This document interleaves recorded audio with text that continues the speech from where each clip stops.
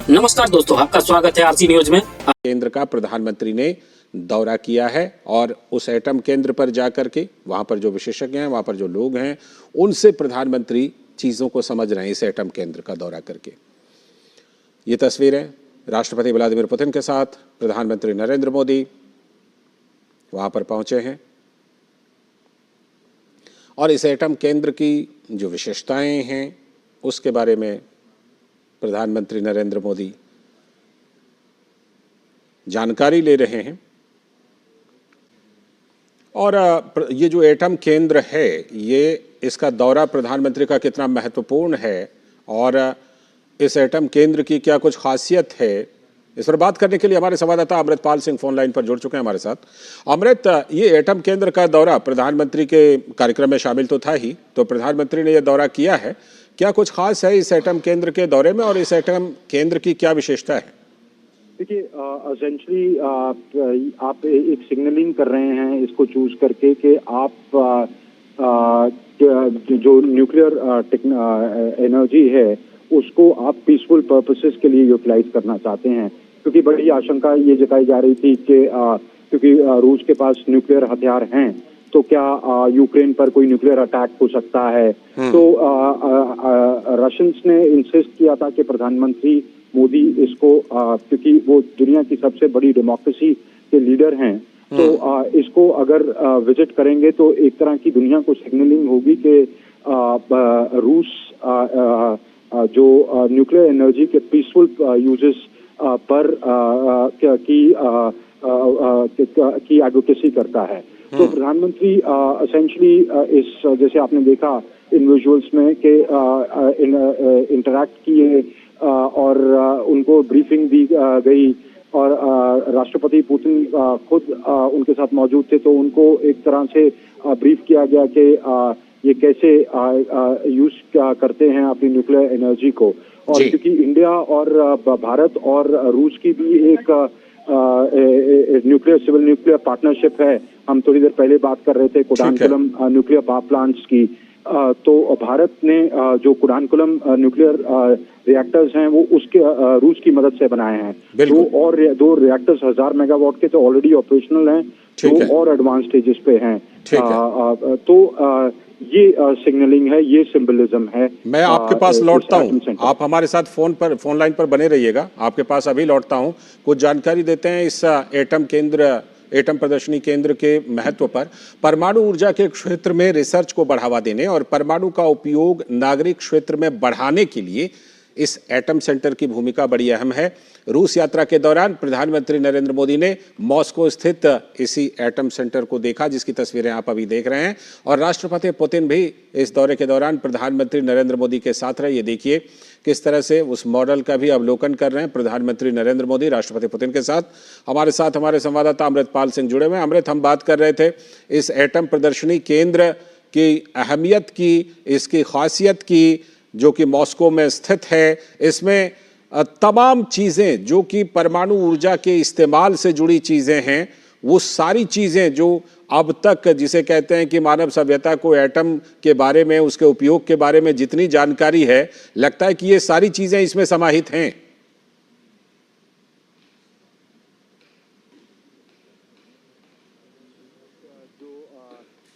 अमृत, आप हमारे साथ बने हुए हैं? जी, आपको मेरी आवाज आ रही है? जी, अब आ रही है, बताइए। हाँ, मैं ये कह रहा हूँ कि अगर आप याद करें तो रशिया ने प्रपोज किया था कि इंडिया टेक्नोलॉजी देने को तैयार है और बिल्ड और ऑपरेट करने को तैयार है, जो low power nuclear power generation floating projects हैं। आज जब प्रधानमंत्री मोदी और राष्ट्रपति पुतिन फॉर्मल टॉक्स करेंगे समिट में, तो ये उसका एक अहम हिस्सा होने वाला है, क्योंकि जो जनरल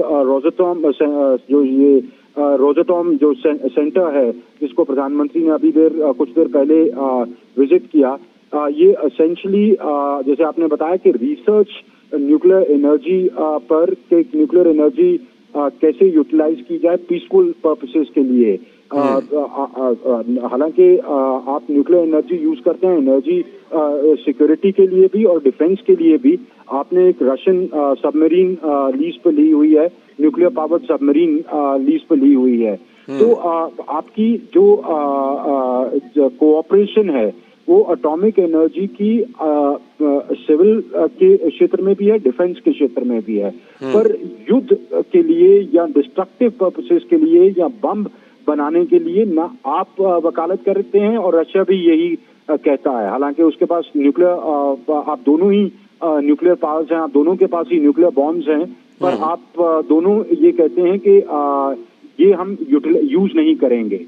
और तो आज का ये जो दौरा था वो एसेंशियली प्रधानमंत्री ये जानना चाह रहे थे और देखना चाह रहे थे अब कि कैसे रशिया ने न्यूक्लियर एनर्जी को एक एनर्जी सिक्योरिटी, न्यूक्लियर पावर को एनर्जी सिक्योरिटी के लिहाज से कैसे उस पर आगे बढ़त पाई है और भारत कैसे उस राह पर चल सकता है, क्योंकि जो न्यूक्लियर एनर्जी है वो ग्रीन एनर्जी है, आपका फॉसिल फ्यूल नहीं है। तो अगर आप क्लाइमेट चेंज जैसे मुद्दे एड्रेस कर रहे हैं तो न्यूक्लियर पावर्ड एनर्जी सिक्योरिटी लाना एक बहुत अहम रोल उसमें प्ले करता है।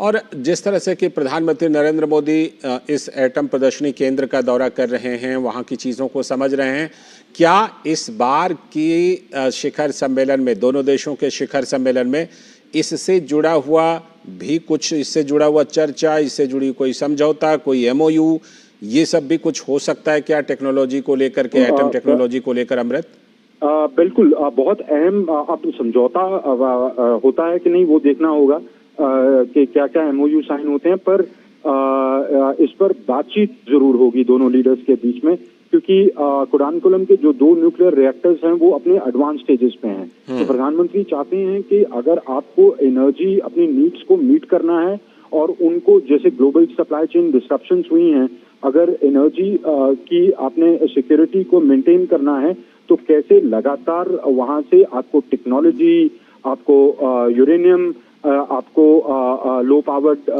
रिएक्टर्स, ये लगातार मिलते रहें और ये कोऑपरेशन आपकी बढ़ती रहे।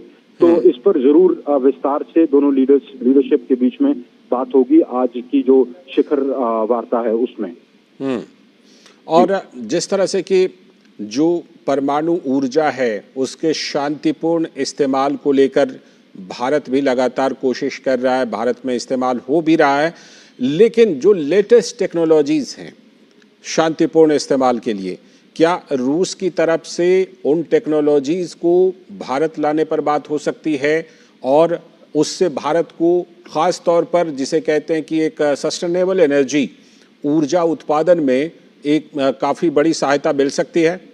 जी, ये आज की वार्ता का मुख्य बिंदु रहेगा। न्यूक्लियर एनर्जी, परमाणु एनर्जी लाना और वो टेक्नोलॉजी और यूज करना। प्रधानमंत्री क्योंकि रूस ऑलरेडी आपको ये टेक्नोलॉजी ऑफर कर चुका है, आप चाहेंगे कि इसके जो कॉन्टूर्स हैं वो वर्कआउट करें और आपकी जो न्यूक्लियर एनर्जी की कोऑपरेशन है, सिविल न्यूक्लियर एनर्जी की सिविल न्यूक्लियर कोऑपरेशन है, रूस उसका एक बड़ा हिस्सा है।